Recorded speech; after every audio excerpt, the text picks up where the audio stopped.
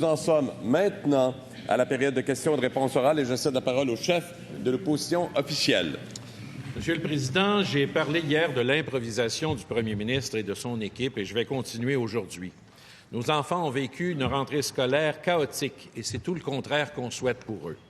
La promesse irréaliste de la CAQ concernant les maternelles 4 ans n'aide en rien. Maintenant, je veux qu'on comprenne bien, les maternelles 4 ans, c'est un bon outil, mais pas quand elles sont implantées mur à mur et surtout pas quand on n'a aucun plan. En ce moment, le gouvernement fonce tête baissée, les nouvelles classes sont à moitié vides et on a également appris que chaque nouvelle classe pourrait maintenant coûter jusqu'à 1,3 million de dollars, jusqu'à 10 fois l'estimé du premier ministre. Monsieur le Président, la rentrée a été chaotique, tellement chaotique que des enfants sont encore à la maison. Visiblement, le premier ministre est tellement omnubilé par son projet qu'il fonce tête baissée en laissant de côté beaucoup d'enfants, des enfants d'ailleurs qui auraient besoin d'être défendus avec le même acharnement avec lequel il défend son projet irréaliste. Je pense que le Québec ne peut pas se permettre une telle improvisation. Monsieur le Président, j'aimerais entendre ce que le premier ministre a à dire aux parents de ces enfants qui sont encore en attente d'une place dans une école ou qui n'ont pas encore de professeur. Est-il prêt à reconnaître qu'à cause de ces ratés, son projet de maternelle 4 ans mur à mur ne rend actuellement pas service à l'ensemble des Québécois? Monsieur le Premier ministre. Monsieur le Président, il y a eu des difficultés à la rentrée des classes parce qu'il y a eu une mauvaise planification des besoins de classes au Québec. On s'est retrouvé dans une situation où il faut construire plus de classes. Et évidemment, on ne peut pas faire ça du jour au lendemain. Ça prend un certain temps. Donc, on ne peut pas réparer tout ce qui a été brisé pendant les 15 années libérales. Maintenant, Monsieur le Président, je vais être bien clair. Des maternelles 4 ans, on en ouvre quand il y a des espaces de disponibles, puis quand il y a des enseignants de disponibles. Puis on ne met pas en compétition les classes pour les autres années avec les classes de maternelle 4 ans. Donc, c'est faux de prétendre qu'il manque de classes parce qu'on met en place des maternelles 4 ans. Il manque de classes parce qu'il y a eu une mauvaise planification libérale. Complémentaire, s'il vous plaît. La parole n'appartient qu'au chef de l'opposition officielle. Ça fait 1 an qu'ils sont au pouvoir bientôt et c'est toujours encore la faute de l'ancien gouvernement. On le sait que ça va coûter cher. Depuis la rentrée scolaire, les histoires crève-cœur s'accumulent. Le Québec n'a pas le luxe d'abandonner nos familles. Ces enfants-là, ce sont notre avenir. Est-ce que le premier ministre peut nous dire pourquoi il priorise cette espèce de folie bureaucratique actuellement avant les besoins des enfants? Monsieur le Premier ministre. Monsieur le Président, une classe, que ce soit pour les 4 ans, les 5 ans ou les 6 ans, il y a des coûts qui dépendent des espaces qui sont disponibles. Est-ce qu'on doit agrandir le gymnase? Est-ce qu'on doit agrandir la cafétéria? As-tu besoin d'un nouveau corridor? C'est pour ça qu'une classe en moyenne au Québec, ça peut partir de 100 000 par classe, puis ça peut aller jusqu'à 2 millions par classe. La moyenne, c'est 800 000 par classe. Et savez-vous quoi? Quelle était la moyenne sous le gouvernement libéral? 800 000. S'il vous plaît, je vous demande votre attention. La parole n'appartient, s'il vous plaît. La parole n'appartient qu'au chef de l'opposition officielle. Continuons à respecter les règles. Bien, vous confirmez en fait que quand vous avez parlé de 100 quelques mille, c'était vraiment un leurre que vous avez lancé à la population. Vous perdez de vue, Monsieur le Premier ministre, les services aux enfants parce que les écoles débordent. Dans certaines classes, c'est même le remplaçant du remplaçant du remplaçant qui enseigne à nos enfants. Vous devez prioriser nos jeunes. Vous devriez prioriser l'avenir du Québec. Et est-ce que votre priorité, c'est vraiment l'éducation de nos enfants ou encore de cocher votre promesse électorale? Monsieur le leader du gouvernement. Monsieur le Président, le chef de l'opposition officielle est un député expérimenté à cette Assemblée. À de multiples reprises dans sa question, il s'adresse directement au premier ministre alors qu'il doit s'adresser à vous. Alors, un rappel de courtoisie. Je sais qu'il y a eu l'été et les propos employés peuvent aussi être dirigés vers le président. Écoutez, monsieur le leader de l'opposition officielle. Le leader du gouvernement, j'aurais peut-être fait la même chose pour donner du temps au premier ministre de penser à sa réponse, parce que là, c'est rendu 2 millions ce matin, là. S'il vous plaît. Non, s'il vous plaît, 2 secondes. Je vais vous faire à ce moment-ci, Monsieur le leader du gouvernement, je vais vous faire à ce moment-ci un rappel général, tant dans la règle de s'adresser à la présidence que celle du choix des mots opportuns. On est en début de période des travaux. Je pense qu'il faut donner également le ton et connaître tous les règles et règlements. Faisons en sorte que les choses aillent bien. Monsieur le leader du gouvernement. Merci, Monsieur le Président. Je comprends que le député de La Fontaine vient d'intégrer ses fonctions. Je l'en félicite. Mais sur les questions de règlement, on n'émet pas de commentaires. Monsieur, non, je pense... Est-ce que vous avez vraiment... S'il vous plaît. S'il vous plaît. S'il vous plaît. S'il vous plaît. Je pense avoir été clair. Il y a un peu de sourire, c'est quand même intéressant. C'est ça de plus. Mais rappelons-nous les règles de base que je viens de vous rappeler. Nous poursuivons maintenant la période de questions. Monsieur le Premier ministre. Monsieur le Président, nos enfants ne réussissent pas suffisamment dans nos écoles. Nos taux de diplomation sont plus bas que nos voisins. Comment augmenter les taux de diplomation? Agir tôt. Ça veut dire dépister les problèmes d'apprentissage tôt, puis commencer à donner des services tôt. C'est extraordinaire de pouvoir offrir à nos enfants des maternelles 4 ans. On va le faire dans l'ordre sur 5 ans. Puis je suis convaincu que dans 5 ans, il n'y a pas personne, incluant tous les libéraux, qui vont contester ce choix intelligent. 3e complémentaire, Monsieur le chef de l'opposition officielle. Monsieur le Président, le premier ministre est quelqu'un qui a été en affaires. Et une des règles élémentaires quand on parle de la gestion, c'est d'avoir une stratégie qui répond aux attentes des parties prenantes avec des coûts sous contrôle. C'est la règle numéro 1. Est-ce que le premier ministre peut aujourd'hui s'engager à prendre un pas de recul, revoir ses priorités, faire un plan et s'assurer d'abord que nos enfants ont une école, une classe et un professeur?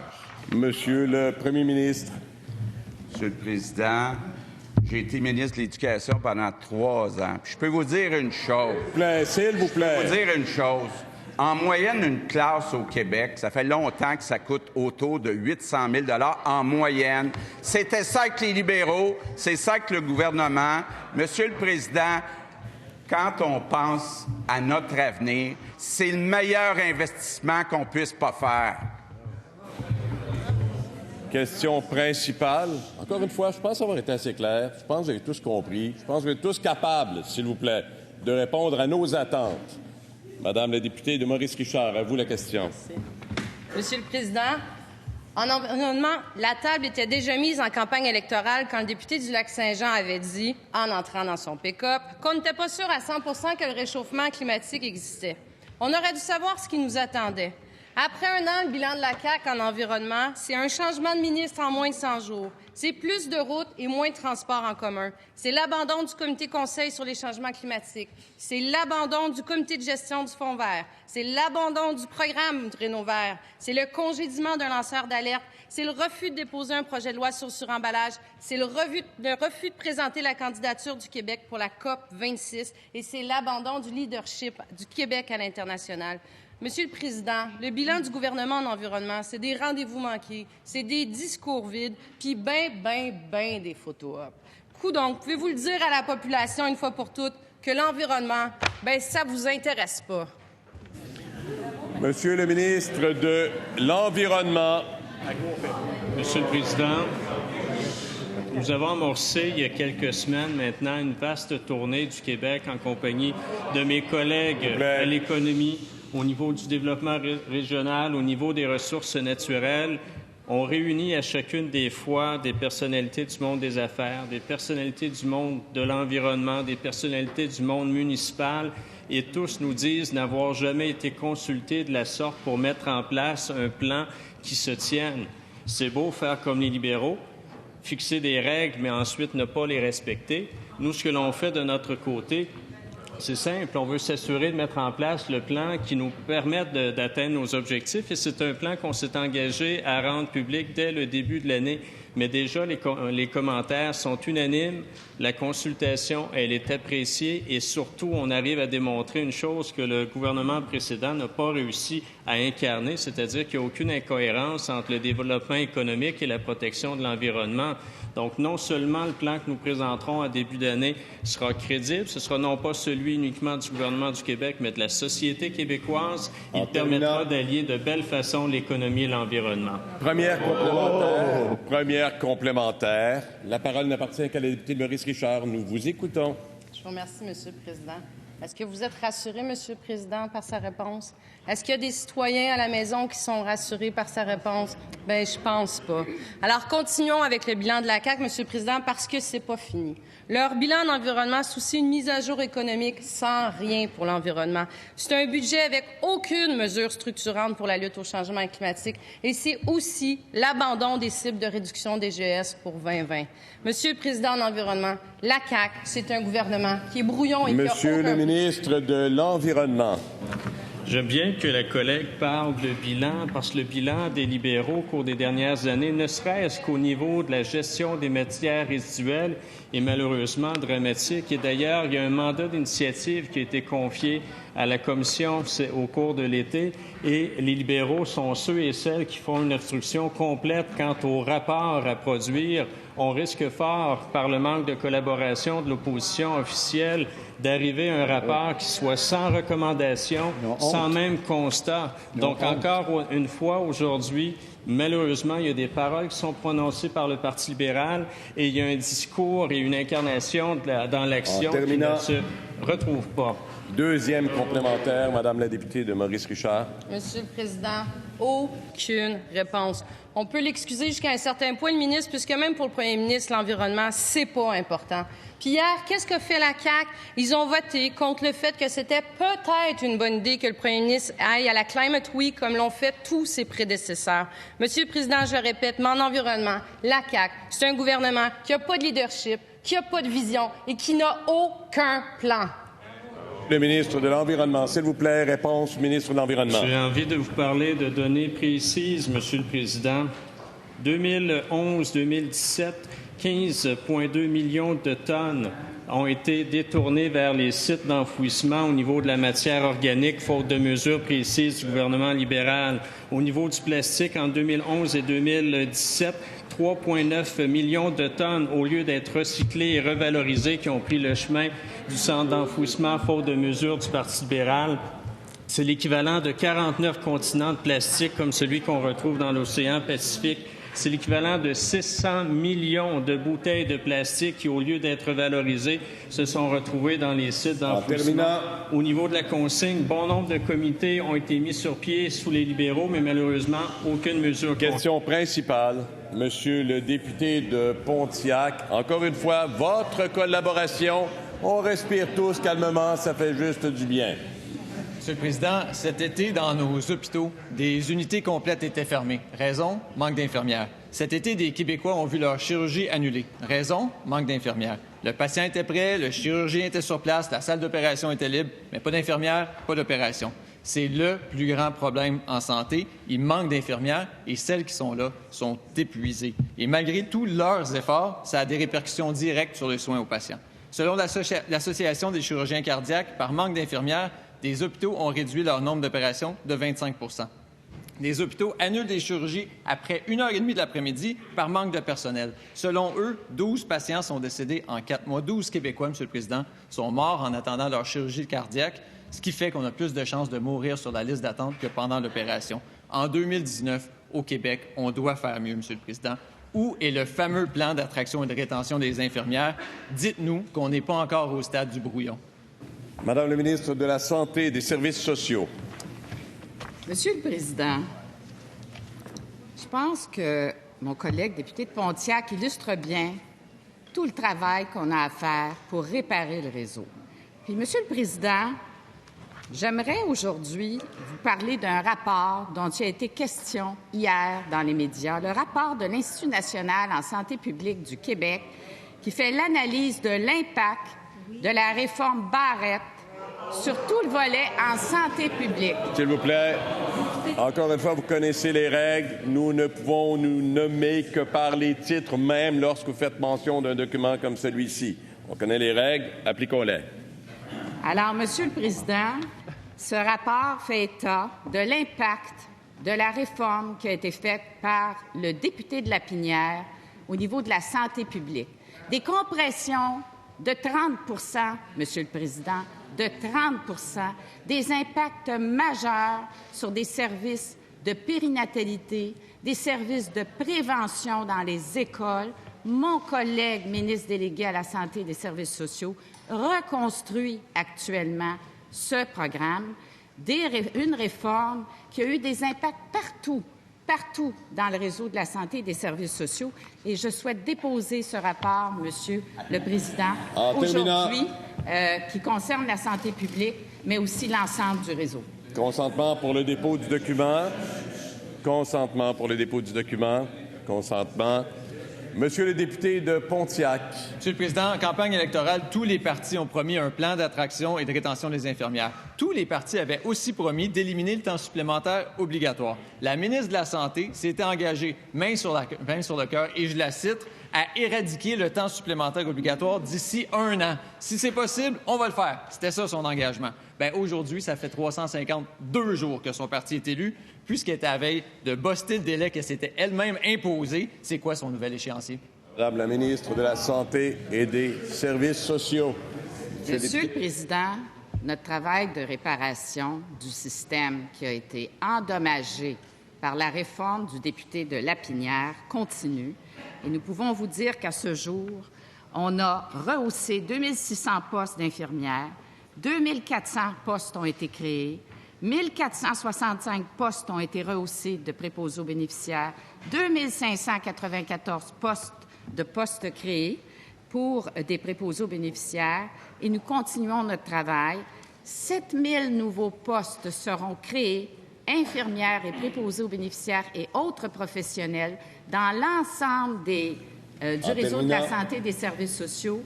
Maintenant, c'est maintenant que ça commence. Deuxième complémentaire, Monsieur le député de Pontiac. La réalité, Monsieur le Président, c'est que son gouvernement n'a encore rien fait pour mettre en place les projets ratios. N'a fait aucun suivi sur son engagement à éradiquer le temps supplémentaire obligatoire. N'a mis aucune mesure d'attraction d'infirmières. Et maintenant, Monsieur le Président, avec toute la sensibilité qu'on lui connaît, le premier ministre leur annonce que les augmentations de salaire, elles peuvent oublier ça, parce que les surplus, c'est pas leur argent. Entre vous et moi, Monsieur le Président, là, nos infirmières, elles méritent mieux. Est-ce qu'il va y avoir un rattrapage salarial comme il l'avait, ça aussi, promis? Madame la ministre de la Santé et des Services sociaux. Monsieur le Président, les infirmières, infirmiers du Québec, nous les supportons en créant davantage de postes. En affichant de nouveaux postes, nous diminuons la charge de travail des infirmières et des infirmiers. C'est un travail colossal que nous sommes en train de faire, Monsieur le Président, après des années du régime libéral qui a endommagé de façon catastrophique le réseau de la santé et des services sociaux. Monsieur le Président, la réparation continue de se faire. 6 000 nouveaux postes sont créés à partir de maintenant dans le réseau de la santé et des services sociaux. Question principale, Madame la députée de Joliette. Le premier ministre vient d'affirmer que c'est bien connu que les coûts de construction d'une classe sont de 800 000 $. Eh bien, ce serait intéressant de savoir pourquoi, pendant la campagne électorale, il a donné le chiffre de 126 000 $ dans son cadre financier. Parce que, voyez-vous, avec les nouvelles informations qu'on a depuis hier au sujet des coûts des maternelles 4 ans, on est loin de ce chiffre. On est passé de 126 000 en campagne électorale à 800 000 au printemps et maintenant, tenez-vous bien, à 1,3 million par classe. Alors oui, ça nous inquiète.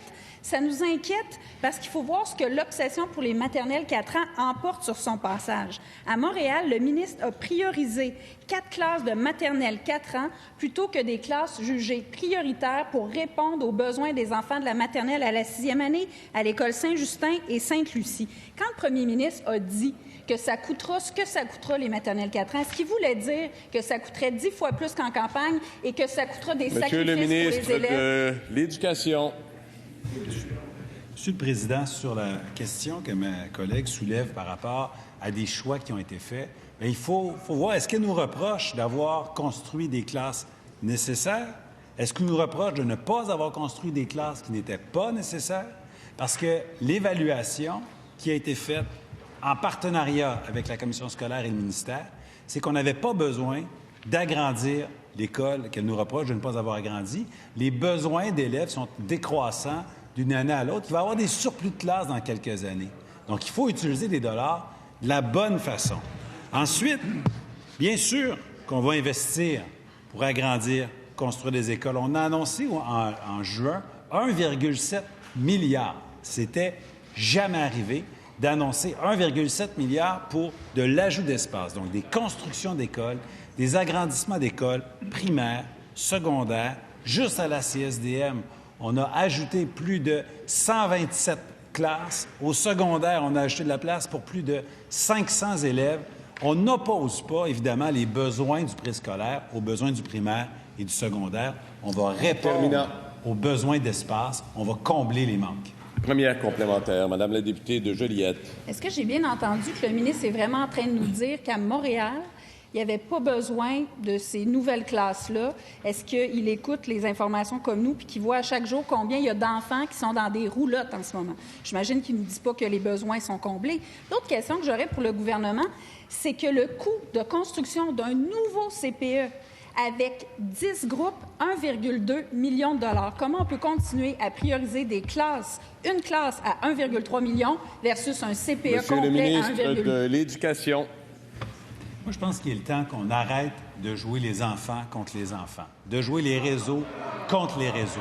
Alors qu'on travaille ensemble, famille et éducation. Et on a lu une lettre en fin de semaine de Mme Hélène Bourdage, directrice d'école pendant 17 ans, présidente de l'Association montréalaise d'établissements scolaires, une spécialiste de l'école montréalaise qui nous dit « Pour les enfants qui passent par la maternelle 4 ans, la différence se voit dès l'entrée en première année. L'école connaît alors déjà ceux qui ont des défis et peut les accompagner dès le premier mois de l'année au lieu d'attendre à Noël pour identifier le besoin.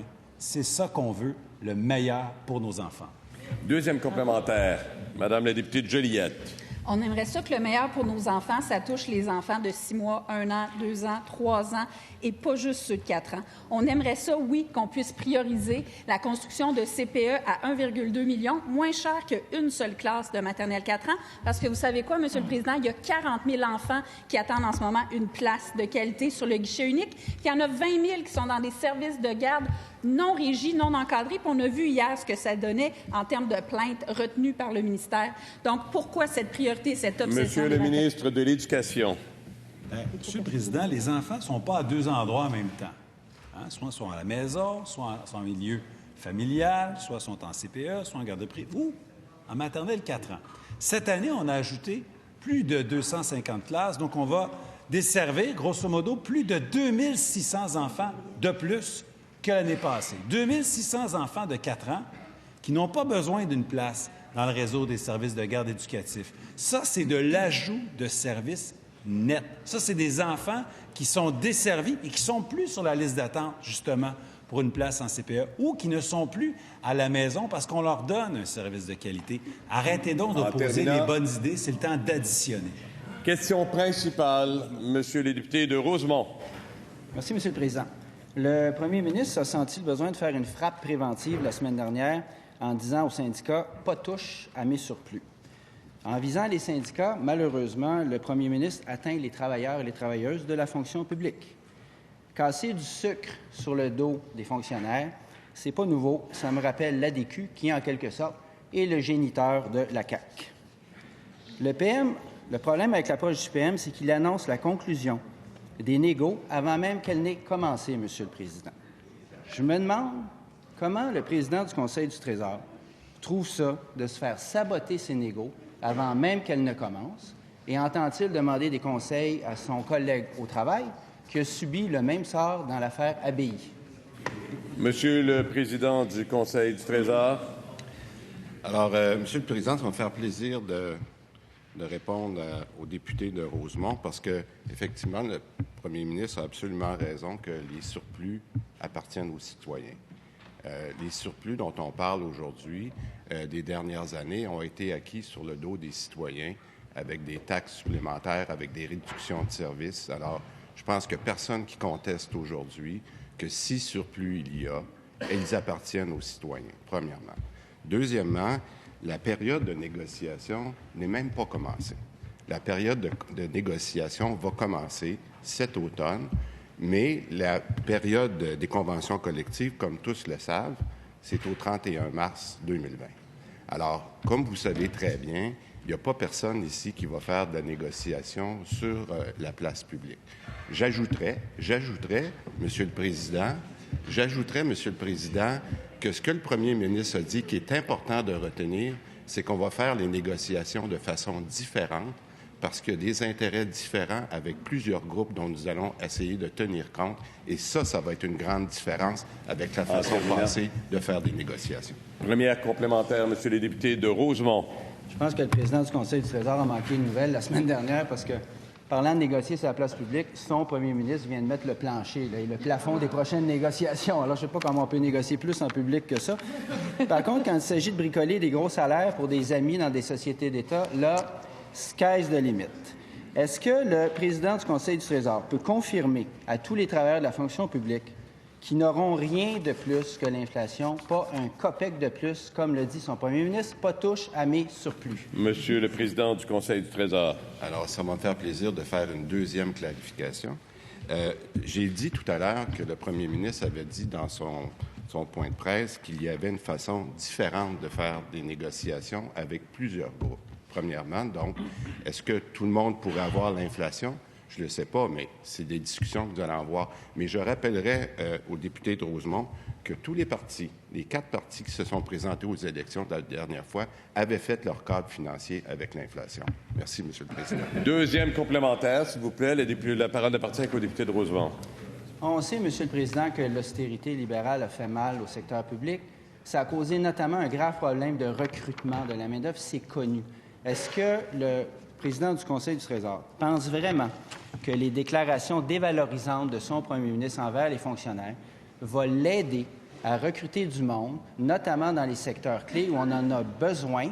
Est-ce que ça va l'aider à convaincre, par exemple, les employés de la CEPAC qui se sont fait passer un méchant sapin, qui sont valorisés par le gouvernement? Monsieur le président du Conseil du Trésor. Alors, ça va me faire plaisir de faire une troisième clarification. Ma collègue à la santé, tout à l'heure, a bien expliqué que ce n'est pas uniquement des augmentations de salaire qui est important, Monsieur le Président, c'est d'être capable de donner un environnement de travail à nos employés qui est meilleur. Ce qui veut dire que des fois, il faut ajouter du personnel. Et on le sait que par les mesures passées de l'ancien gouvernement, on avait coupé du personnel pour couper dans les services. Nous, c'est le contraire. On a donné des exemples où on a ajouté du personnel au cours de la dernière année. C'est la façon de bien traiter nos employés, Monsieur le Président. Merci. Je demande de faire toujours attention aux propos que vous utilisez, bien sûr. Je reconnais maintenant la députée de Verdun pour la question principale. Merci, Monsieur le Président. Les médias du Québec traversent une crise. Pendant que le gouvernement tergiverse, nous, on propose. On a proposé un fonds dédié à la culture et aux médias. On a proposé de réduire les dépenses publicitaires du gouvernement chez les géants du Web. En commission parlementaire, l'avenir des médias de l'information, Pascal Saint-Onge de la CSN a bien résumé le consensus autour de la taxation des géants du Web. C'est la première priorité. Il faut rétablir l'équité, disait-elle. Il faut le dire, il y a une concurrence déloyale. Les entreprises comme Facebook ne payent pas de taxes et d'impôts au Québec, mais ils partent avec le magot des revenus publicitaires de nos médias québécois.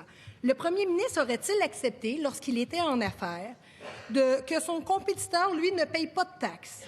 Pourquoi le premier ministre n'a pas le courage élémentaire de taxer les géants du Web? Monsieur le ministre des Finances. S'il vous plaît. Merci pour la question. Je veux simplement clarifier à tous que les défis liés à la numérisation de l'économie, c'est extrêmement important. L'érosion de la base fiscale, le transfert des bénéfices, ce sont des problèmes connus et c'est pour ça qu'il y a à l'OCDE une recherche de solutions globales. Lorsqu'on parle d'une réforme de l'impôt des sociétés, on parle de la répartition de l'assiette fiscale globale entre les pays. On parle d'imposer un impôt minimum pour contrer les transferts des bénéfices. Il y a plus de 120 pays impliqués dans la négociation au niveau de l'OCDE. Il y aura un rapport à l'automne au G20 et des mesures en place en 2020. Alors, on attend le rapport. C'est un problème complexe et nous allons l'adresser avec une solution globale. Première complémentaire, Madame la députée de Verdun. Commission parlementaire, Monsieur le Président, personne disait « faut attendre ». Non, tout le monde disait « faut agir ». Alors, en commission parlementaire, j'ai fait la démonstration qu'en taxant les géants du Web, comme en France et en Norvège, ça représente 120 millions de dollars par année pour la culture au Québec. C'est pas rien. Hier, le premier ministre a formulé ses demandes aux partis politiques fédéraux. Il n'a même pas daigné demander la taxation des géants du Web. On repassera pour le nationalisme. Nous, on a agi pour l'équité. On a taxé Netflix. Ça suffit, Monsieur le ministre des Finances. Merci. Permettez-moi d'expliquer le problème pour tous. Okay? La taxe de vente est basée sur le concept de destination, lieu de la transaction. L'impôt des sociétés est basé sur le lieu de la résidence de l'entreprise et le concept d'établissement stable. Or, ces entreprises numériques-là n'ont pas d'établissement stable au Canada, d'où la nécessité d'une réforme globale sur la répartition de l'assiette fiscale et pour contrer le transfert des bénéfices. C'est un problème global qui est attaqué par 120 pays au niveau de l'OCDE et il y aura une solution proposée par le G20. Deuxième complémentaire. Je vous demande d'éviter de vous interpeller. Je demande surtout votre attention à la question qui est maintenant posée. Deuxième complémentaire de la députée de Verdun. La question sera bonne en plus. Au sujet de la taxation des géants du Web, le premier ministre a dit le 28 août dernier « Je pense que c'est mieux de le faire avec Ottawa ». Ça a le mérite d'être clair. La CAQ se cache derrière le gouvernement fédéral pour justifier son inaction. Ça, c'est du nationalisme caquiste. Je vous rappelle de faire attention à vos propos. Cash n'est pas un mot permis dans le lexique que vous connaissez. Non, mais s'il vous plaît. Alors, tout à l'heure, je vous l'ai dit, prudence dans les propos à utiliser simplement. Alors, la réalité, c'est que ce gouvernement-là, pas de plan, pas d'audace, pas d'ambition pour la culture, mais le plus désolant, c'est qu'en pleine tempête, il n'y a pas de capitaine à bord. Madame la ministre de la Culture et des Communications, s'il vous plaît, la parole n'appartient qu'à la ministre de la Culture et des Communications. Est-ce que je peux avoir votre collaboration, s'il vous plaît? Merci. Merci, Monsieur le Président. Alors, je vais tout de suite rassurer la collègue. Nous agissons dès mon entrée en fonction.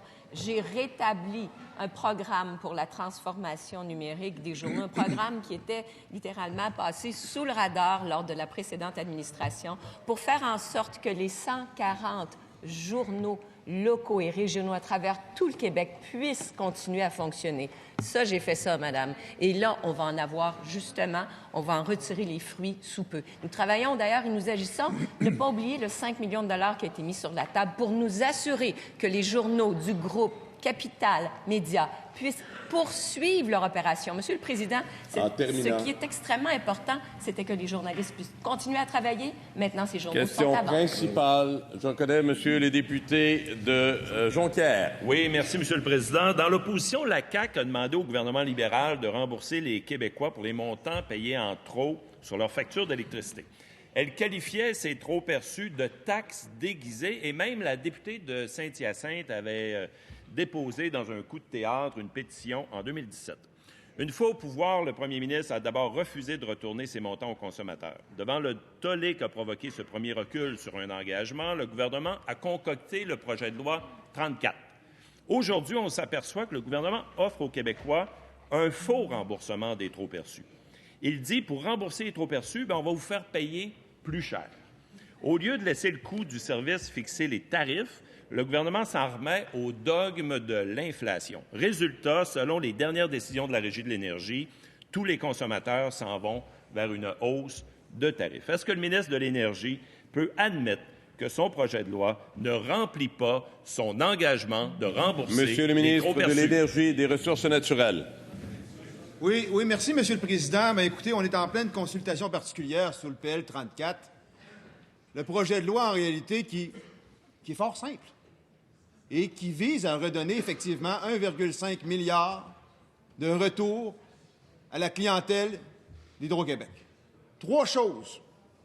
un remboursement dès janvier 2020 sur la première facturation de 500 millions de dollars. Deuxième chose, un gel tarifaire pour le prochain exercice. Sur la base de l'inflation, ça représente 200 dollars de moins de payer à la prochaine facturation annuelle et qui se répercute sur les 4 ans subséquents, puisqu'on sera à l'inflation, exactement 200 millions fois 5, 1 milliard. 1,5 milliard de retournés à la clientèle. Maintenant, quand on regarde le passé, les 15 dernières années, on a pris tout le moment que la Régie faisait les causes tarifaires. 400 points de base au-dessus de l'inflation. L'augmentation a été au-dessus de l'inflation. Alors, on pense que historiquement, c'était au-dessus de l'inflation. Donc, on propose que dorénavant, c'est à l'inflation. Et après 5 ans, on va Première retourner complémentaire, Monsieur le député de Jonquière. Oui, Monsieur le Président, la théorie du ministre ne marche pas. Ce qui est le plus rentable pour tous les consommateurs, c'est de fixer les tarifs en fonction du coût du service et non pas en fonction de l'inflation. Puis les dernières décisions de la Régie de l'énergie sont très claires là-dessus. Deuxième élément qui cause problème, le ministre retire des pouvoirs à la Régie de l'énergie de sorte que ça va être moins transparent et les Québécois ne sauront même pas combien seront les futurs trop perçus. Est-ce que Monsieur le ministre de l'Énergie et des Ressources naturelles. Oui, Monsieur le Président, je ne suis pas du tout en accord avec les allégations de mon collègue.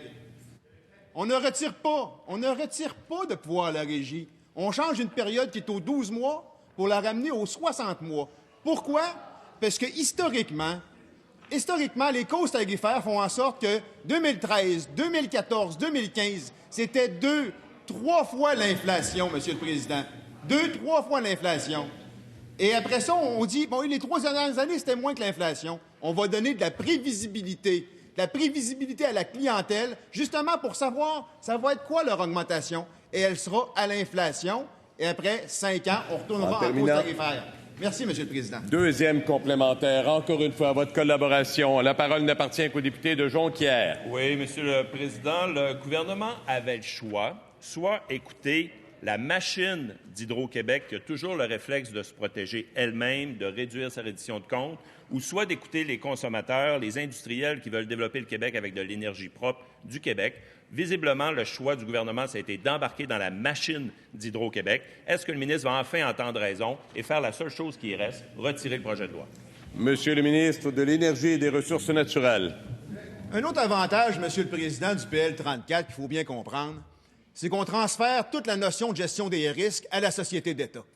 La société d'État devient imputable dorénavant de sa performance parce que les revenus sont fixés et les revenus sont meilleurs que la base historique, sont plus bas que la base historique d'augmentation.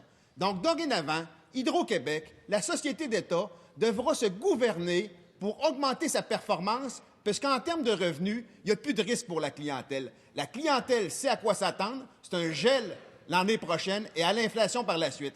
À Hydro-Québec de se gouverner en conséquence. Question principale, Madame la députée de Vaudreuil.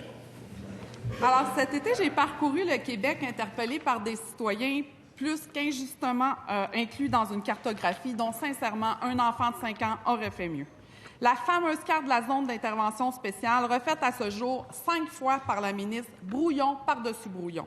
Des citoyens ont perdu une vente sur leur maison, se retrouvent avec 2 hypothèques. Des citoyens n'ont pu faire des travaux de rénovation planifiés. Même installer un cabanon n'était pas possible. Rappelons-le, on parle de citoyens jamais inondés, ni en 2017, ni en 2019. Pendant ce temps, des vrais sinistrés dorment encore dans des roulottes sur leur plancher de leur cuisine. Les décisions de la ministre ont créé des sérieux dommages, tant matériels que psychologiques. Combien de versions la ministre va-t-elle nous présenter avant d'en arriver avec une version finale? Madame la ministre des Affaires municipales. Oui, alors merci, Monsieur le Président. Ça me donne l'occasion justement d'avoir une pensée justement pour tous les sinistrés qui ont vécu les inondations, évidemment. Avec l'été qu'on a eu, oui, j'ai parcouru tous les endroits, toutes les municipalités qui ont été inondées. Ce que je peux vous dire présentement, c'est que au niveau du territoire québécois qui a été inondé, on a parcouru, on a travaillé et on a corrigé 96 % du territoire présentement qui a été cartographié. On a un 4 de municipalités encore à travailler et oui, on continue à faire le travail.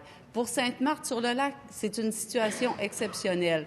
On est avec les citoyens, on travaille avec la sécurité publique, avec l'environnement, on a un comité d'action qui est mis en place, on prend les bonnes décisions, soyez pas inquiets.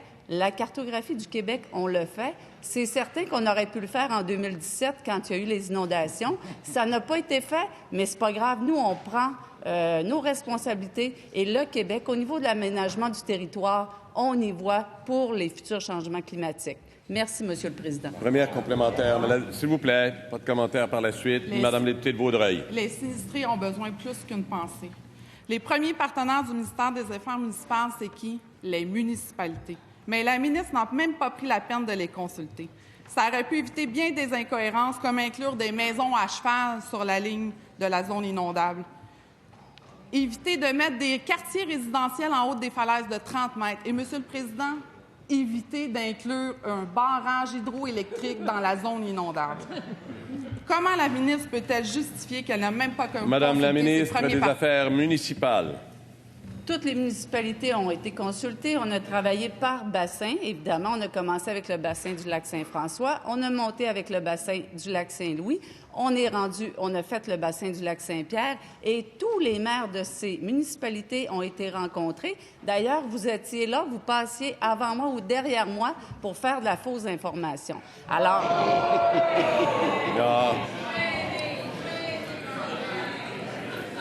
Non, d'abord... Je vous ai rappelé la prudence dans les propos. Je vous demande de vous adresser, s'il vous plaît, je vous demande de vous adresser à la présidence. Prudence dans les propos, dans ceux que vous venez de tenir également.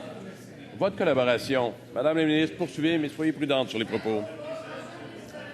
Que ça, vous voulez un Parlement qui fonctionne.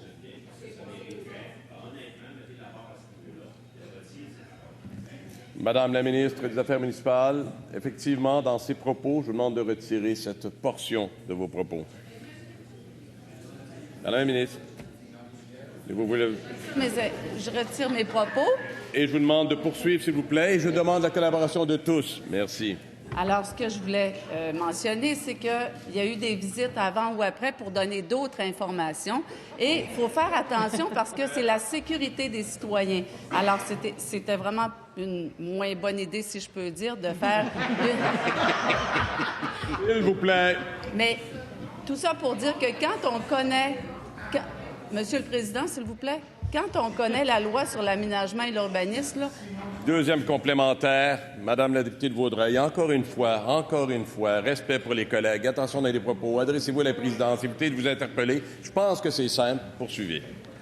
Bien, pour démontrer l'incohérence de cette carte, je vous cite un collègue dans cette Chambre. C'est un désastre. C'est un rendez-vous manqué avec la population. On dirait que vous avez échappé un pot de peinture rouge sur vos cartes. Bien, c'est même pas moi qui le dis, Monsieur le Président, c'est le député caquiste de Beauce-Nord qui a passé l'été à le dire à ses citoyens. Qu'est-ce que la ministre répond à son collègue? Madame la ministre des Affaires municipales, est-ce que vous n'avez pas entendu, je pense, ou vous avez compris, mais on ne saisit pas? S'il vous plaît. Alors, je pense que ce serait important juste de mentionner la loi sur l'aménagement et l'urbanisme. Qu'est-ce qu'on a fait? On a fait un projet de décret qui a été fait le 17 juin pour notre schéma d'aménagement avec les zones inondables. Ensuite, on a fait une consultation publique le 4 juillet, oui, que mon collègue a assisté. Ensuite, on a eu le décret le 12 juillet. Puis, ensuite, qu'est-ce qu'on a fait? On a fait des arrêtés ministériels. Soyez pas inquiets. Il y a eu 3 arrêtés ministériels de fait et tous les maires, toutes les mairesses avec lesquelles on a travaillé leur municipalité nous ont félicités et ont justement dit que ce qu'on avait fait comme travail au niveau de la cartographie du Québec, c'était un travail colossal et ils nous ont remerciés. Question principale, Monsieur le député de Néligan. Monsieur le Président, le programme de l'expérience québécoise volet diplômés du Québec existe depuis 2010. C'est un des meilleurs programmes d'immigration que le Québec ait connu puisqu'il permet d'attirer et de retenir des étudiants internationaux une fois diplômés. D'ailleurs, la plus récente étude d'Affaires mondiales Canada indique que la présence des étudiants internationaux a permis de créer en 2015 près de 15 900 emplois au Québec. C'est connu, c'est reconnu, les villes, les universités du monde entier s'arrachent les étudiants internationaux. Entre-temps, qu'est-ce qu'on fait au Québec? En plein été, au mois de juillet, sans aucune consultation et en catimini, le ministre a suspendu le programme de l'expérience québécoise. C'est de l'improvisation pour uniquement remplir une promesse électorale. Monsieur le Président, pourquoi le ministre tente-t-il de repousser une immigration jeune, formée chez nous, intégrée et francophone? Monsieur le ministre de l'Immigration, prudence aux propos. Catimini, Monsieur le ministre de l'Immigration. Merci, Monsieur le Président. La démonstration que ce n'est pas en catimini, c'est que le député de Nelligan me pose une question à ce sujet-là. Alors, on est très transparent. Écoutez, dans le cadre du programme d'expérience québécoise, c'est une mesure temporaire que nous avons prise, notamment pour s'assurer d'avoir de la prévisibilité au niveau de la sélection des personnes immigrantes. Ce qui est important, Monsieur le Président, et depuis le début qu'on est arrivé en fonction, Monsieur le Président, on veut s'assurer de faire en sorte de répondre aux besoins du marché du travail. Et on va continuer à sélectionner les personnes immigrantes avec le nouveau système Arima, avec le programme d'expérience québécois, pour aller dans ce sens-là. Parce que vous savez, Monsieur le Président, le drame dans toute cette histoire-là, durant des années, le Parti libéral n'a pas sélectionné les personnes immigrantes en fonction des besoins du marché du travail. Qu'est-ce que ça a causé, Monsieur le Président? Un taux de surqualification important chez les personnes immigrantes. Des rêves brisés, des gens qui venaient ici qui disaient « je vais pouvoir occuper un emploi à la hauteur de mes compétences. » Or, Monsieur le Président, c'est pas ça. Les taux de chômage étaient plus élevés. Nous, ce qu'on fait avec le projet de loi 9, avec le lancement d'Arima, avec l'ensemble des réformes qu'on met, c'est qu'on met les ressources pour faire en sorte que chaque personne immigrante va être bien intégrée au Québec. Va s'assurer de pouvoir réussir sa vie au Québec. On va réussir là où vous avez échoué. Cela me fait à la période de questions de réponse orale.